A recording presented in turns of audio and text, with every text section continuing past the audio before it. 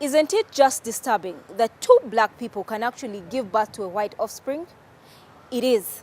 And probably this is the reason why some of us continue to have rather ill perceptions towards people living with albinism.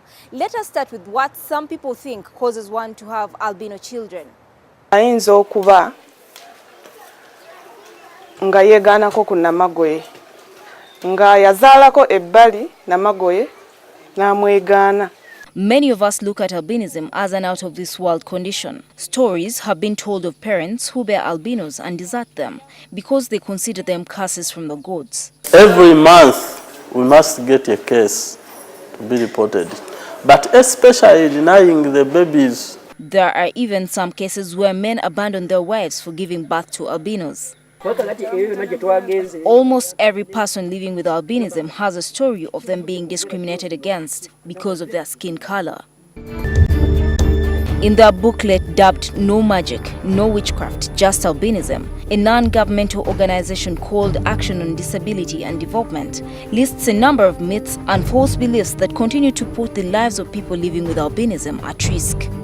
These include that having sex with a woman with albinism cures HIV/AIDS, that a home with people with albinism is cursed, that a child with albinism is a curse from the gods to punish the family for wrongdoings. Some men believe that their wives cheated on them to produce an albino, that people with albinism do not die, they just disappear, that if you touch an albino's skin, you will be cursed, that concoctions made from an albino's body parts can make one wealthy. This 70-year-old man tells a story of a young woman who tried to persuade him into having sex with her with the belief that that act would solve her problems. Ai katonda yamfa okwolesebwa okw'amaani naloba mugala mulungi ino naloba naga nze tuyinjire mu kisenge muli tuyinjire totya muzeye totya naloba. Research shows that albinism is a genetic condition that is found in both white and black people. Surprisingly, the condition is also present in animals and plants.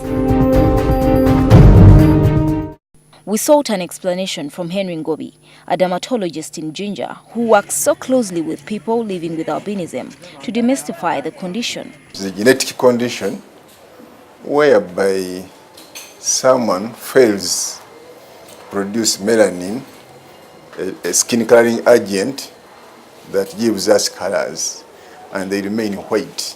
According to Ngobi, albinism also has types.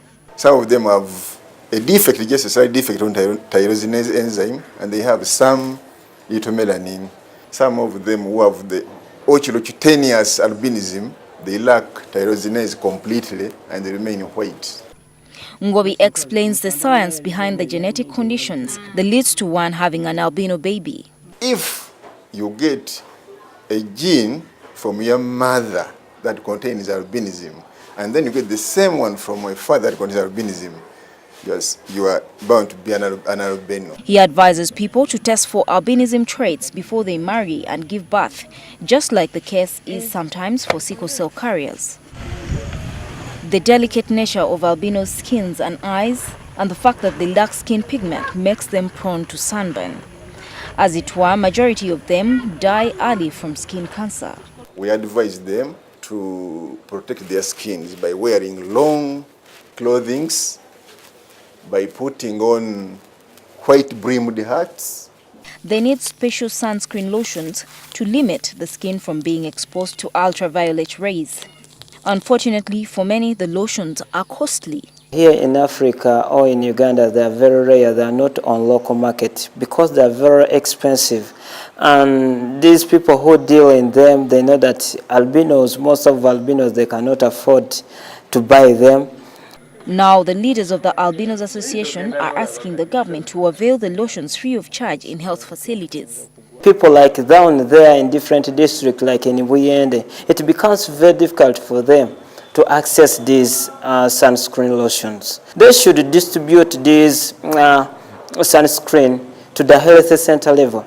For long, people living with albinism have lobbied to be considered as people living with a disability, until only recently they were incorporated into this category of people. The battle against the false beliefs that continue to put the lives of this group of people at risk has just started. Gertrude Tumusime with Kware, NTV.